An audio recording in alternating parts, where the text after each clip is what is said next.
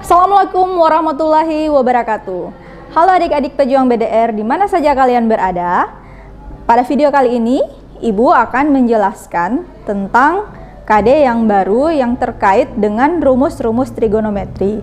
Nah, KD ini merupakan lanjutan dari KD sebelumnya yang membahas tentang persamaan trigonometri. Ada begitu banyak rumus dalam topik trigonometri. Salah satunya adalah rumus jumlah dan selisih dua sudut. Nah, khusus untuk sesi kali ini, Ibu akan membahas tentang bagaimana cara memperoleh rumus jumlah dua sudut dan bagaimana penggunaannya dalam penyelesaian masalah. Nah, perhatikan baik-baik penjelasan Ibu berikut. Siapkan alat tulis kalian dan ingat, jangan pernah di-skip videonya. Tujuan pembelajaran. Melalui kegiatan pembelajaran menggunakan model discovery learning, siswa dapat membedakan penggunaan jumlah dan selisih sinus dan kosinus, serta menumbuhkan rasa tanggung jawab, mampu berkomunikasi, dan bekerja sama dengan baik. Adapun IPK yang akan kita bahas hari ini yaitu menemukan rumus sinus, kosinus, dan tangen jumlah dan selisih dua sudut. Nah, khusus untuk pertemuan kali ini yang akan kita bahas yaitu mengenai rumus jumlah dua sudut ya. Untuk selisih nanti pada video yang berikut. Saya jelaskan dalam aktivitas menemukan rumus sinus, kosinus, dan tangen jumlah dua sudut. Nah, amatilah gambar berikut. Nah, saya punya gambar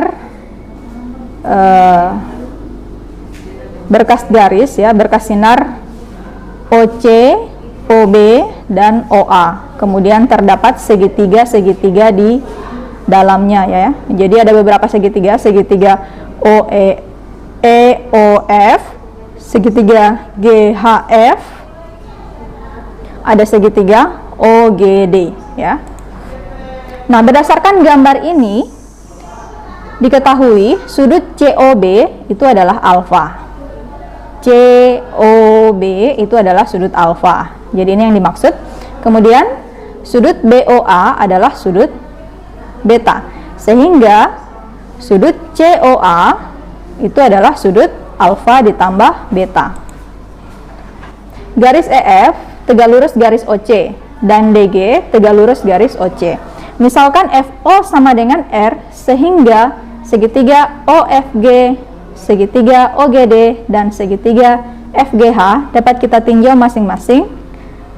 Yang pertama, kalau kita meninjau segitiga OFG, maka sinus B sama dengan FG per R. Nah, dari sini akan kita temukan FG-nya adalah R kali sinus beta. Kita simpan ini sebagai persamaan I.1. Kemudian kosinus beta itu adalah OG per R. Ya, kenapa OG per R? Ingat rumus kosinus adalah dekatan per sisi miring. Berarti OG-nya adalah R dikali dengan kosinus B. Kita simpan ini sebagai persamaan I.2. Nah, sekarang kita tinjau segitiga OGD.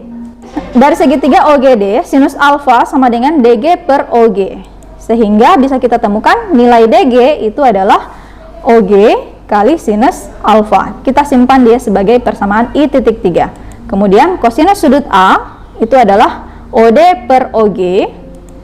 Maka OD-nya adalah OG dikali kosinus alfa. Kita simpan dia sebagai persamaan I.4. Nah, berdasarkan persamaan yang I.2 berhubungan dengan persamaan I.3 dan I.4 sehingga diperoleh DG sama dengan R kosinus B kali sinus alfa. Ya. Kemudian OD-nya adalah R kosinus B kali kosinus alfa. Nah, sekarang kita tinjau segitiga FGH. Perhatikan, saya munculkan kembali gambarnya ya. Nah, kosinus alfa itu adalah FH per FG. Sehingga FA bisa kita peroleh FG dikali cos alfa. Kita simpan dia sebagai persamaan I.5. Nah, sinus alfa itu adalah GH per FG. Sehingga GH sama dengan FG dikali sinus alfa. Kita simpan dia sebagai persamaan I.4. Nah, berdasarkan persamaan 1 yang berhubungan dengan persamaan 5 dan persamaan 6, sehingga diperoleh FH itu sama dengan R sinus beta dikali kosinus alfa. Nah, FH yang ini, FH itu kan sebelumnya adalah FG dikali kosinus alfa. Nah, karena FG-nya ada di persamaan yang pertama, FG itu adalah R sinus beta, maka kita bisa ganti dia menjadi R sinus beta dikali kosinus alfa. Nah, begitu juga untuk GH. GH yang kita peroleh di persamaan I.6 itu adalah FG kali sinus alfa. Nah, sedangkan FG itu sendiri adalah R sinus beta, sehingga GH-nya bisa kita tuliskan menjadi R sinus beta dikali sinus alfa. Berdasarkan hubungan-hubungan di atas, maka diperoleh FE itu sama dengan FH ditambah HE. Nah, HE itu sama panjangnya dengan GD, sehingga kita bisa tuliskan FH tambah DG.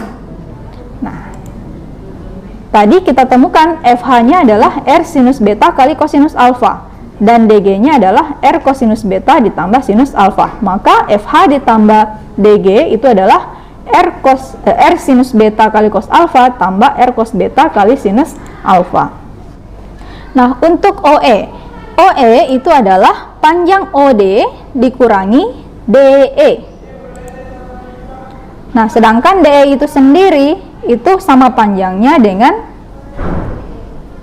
GH atau HG ya.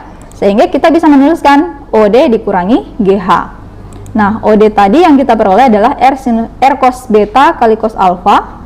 Kemudian GH-nya adalah R sin beta kali sin alfa, maka OD kurang GH bisa ditulis sebagai R cos beta kali cos alfa kurang R sin beta kali sin alfa. Sinus sudut COA. Tadi sudut COA itu adalah sudut alfa ditambah beta. Sehingga kita bisa menuliskan sinus sudut COA itu sama dengan sinus sudut alfa ditambah sudut beta. Nah, karena dia sinus berarti hadapan dibagi dengan sisi miring ya. Sisi depannya adalah FE, sisi miringnya adalah OF. Maka FE itu adalah R sin beta kali cos alfa tambah R cos beta kali sin alfa per OF-nya yang R ya. OF-nya kan tadi R. Nah, sehingga kalau kita bagi dengan R, maka yang akan diperoleh adalah sinus beta kali cos alfa tambah cos beta kali sinus alfa. Kemudian, kosinus sudut COA. Kosinus sudut COA itu sama saja dengan kosinus sudut alfa ditambah beta. Nah, kosinus itu adalah perbandingan samping per sisi miring. Nah, sisi sampingnya adalah OE, sisi miringnya adalah OF. Tadi kita peroleh nilai OE-nya adalah R kosinus beta kali kosinus alfa kurang R sinus beta kali sinus alfa. OF-nya adalah R. Nah, kalau kita bagi dengan R, maka yang akan kita peroleh adalah kosinus B kali kosinus alfa kurang sinus beta kali sinus alfa. Terakhir tangen. Tangen sudut COA itu sama dengan tangen sudut alfa tambah beta. Nah, tangen rumusnya adalah sisi depan per sisi samping. Berarti FE per OE. FE-nya adalah R sinus beta kali kosinus alfa tambah R kosinus beta kali sinus alfa per OE-nya adalah R kosinus B kali kosinus alfa kurang R sinus beta kali sinus alfa.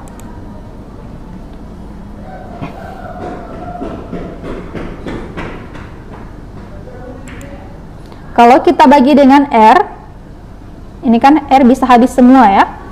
Maka kita peroleh sinus beta kali kosinus alfa tambah cos beta kali sin alfa per cos B kali cos alfa kurang sin B kali sin alfa. Nah, kita kalikan pembilang dan penyebut dengan 1 per cos B kali cos A per 1 per cos B kali cos A. Nah, hasil kalinya nanti akan kita peroleh adalah sin B per kosinus B, karena cos alfa akan habis dibagi dengan cos alfa. Ya, kemudian suku yang kedua, kosinus B kali sin alfa dikali dengan 1 per cos beta kali cos alfa, maka hasilnya adalah sinus alfa per kosinus alfa. Karena kosinus beta itu habis dibagi dengan kosinus beta ya. Oke, kita lihat pada penyebut. Cos beta kali cos alfa dikali dengan 1 per cos beta kali cos alfa, maka hasilnya adalah 1 ya. Kemudian sin beta kali sin alfa dikali dengan 1 per cos beta kali cos alfa, hasilnya adalah sin beta kali sin alfa per cos beta kali cos alfa. Nah, sinus beta per cos beta ini karena sudutnya sama, ingat sinus bagi kosinus itu adalah tangen, maka kita bisa tuliskan tangen beta ya. Kemudian sinus alfa per cos alfa, sudutnya sama-sama alfa, dia akan kita tuliskan sebagai tangen alfa. Nah, per 1 kurang, nah ini sinus beta per kosinus beta kita bisa tuliskan sebagai tangen beta. Kemudian sin alfa per kosinus alfa kita tuliskan sebagai tangen alfa. Nah, inilah rumus-rumus yang kita peroleh untuk sinus alfa tambah beta. Kita peroleh sinus beta kali cos alfa tambah cos beta kali sin alfa, atau bisa dibalik. Bisa dibalik ya.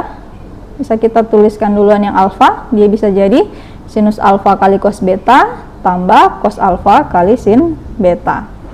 Begitu juga untuk kosinus dan tangen. Nah, secara sederhana kita tuliskan seperti ini. Ya. Sin alfa tambah beta sama dengan sin alfa cos beta tambah cos alfa kali sin beta. Kosinus alfa tambah beta itu sama dengan kosinus alfa kali kosinus beta kurang sinus alfa kali sinus beta. Nah, untuk tangen kita bisa tuliskan sebagai tangen alfa tambah tangen beta per 1 kurang tangen alfa kali tangen beta.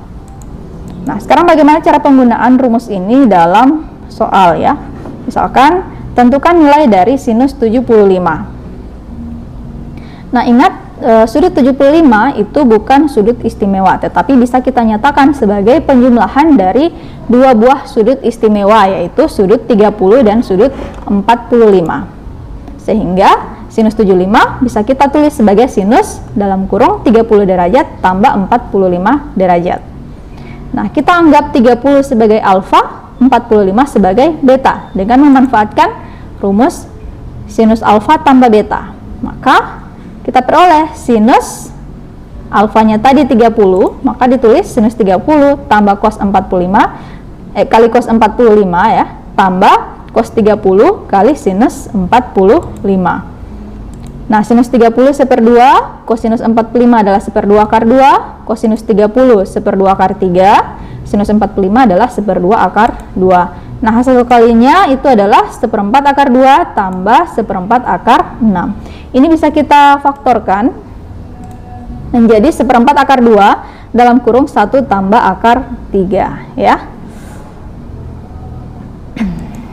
Berikutnya, tentukan nilai dari kosinus 75. Nah, kalau yang ditanya kosinus 75 berarti kita menggunakan rumus kosinus alfa tambah beta ya. Jadi, cos 75 sama dengan cos 30 tambah 45, yang jadi alfa itu adalah 30, yang jadi beta adalah 45. Maka kosinus 30 kali kosinus 45 kurang sinus 30 kali sinus 45. Kosinus 30 adalah 1/2 akar 3 kali kosinus 45 1/2 akar 2 kurang sin 30 1/2 kali sin 45 1/2 akar 2. Nah, hasil kalinya adalah 1/4 akar 6 dikurangi dengan 1/4 akar 2, atau kita bisa faktorkan menjadi 1/4 akar 2 dalam kurung akar 3 kurang 1. Nah, untuk tangen ya, tentukan nilai dari tangen 75.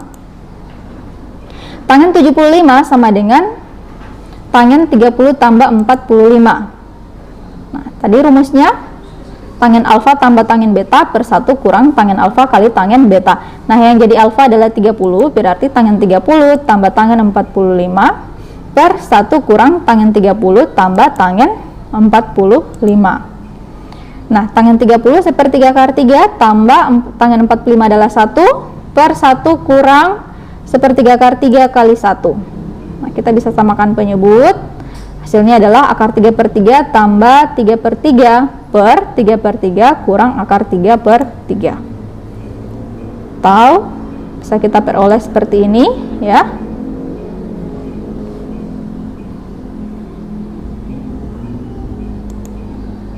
Nah, ternyata hasilnya adalah akar 3 tambah 3/3 kurang akar 3. Nah, ini masih belum dalam bentuk rasional, jadi harus kita rasionalkan. Cara perasionalan bentuk akar itu sudah kalian peroleh waktu di kelas 10, yaitu kita kalikan dengan sekawan dari penyebut. Nah, sekawan dari 3 kurang akar 3 adalah 3 tambah akar 3. Jadi pengalinya adalah 3 tambah akar 3 per 3 tambah akar 3. Sehingga kita nanti akan peroleh akar 3 dikali 3 didapat 3 akar 3. Akar 3 dikali akar 3 dapat 3, 3 kali 3 9, 3 kali akar 3 dapat 3 akar 3. Kemudian untuk penyebut, 3 kali 3 9, 3 kali akar 3 dapat 3 akar 3, min akar 3 kali 3 dapat min 3 akar 3, min akar 3 kali akar 3 dapat min 3. Nah, nanti hasilnya dapat 6 akar 3 tambah 12 per 6. Ini kan habis dibagi 6 semua ya. Jadi hasilnya adalah akar 3 plus 2. Nah, inilah hasil dari nilai tangen 75, akar 3 plus 2. Oke, bagaimana? Mudah sekali bukan? Nah, sebagai latihan, silakan kerjakan soal nomor 1 sampai dengan nomor 6. Ya, kalian bisa memanfaatkan rumus sinus alfa tambah beta, kosinus alfa tambah beta, dan tangen alfa tambah beta. Demikian penjelasan dari Ibu.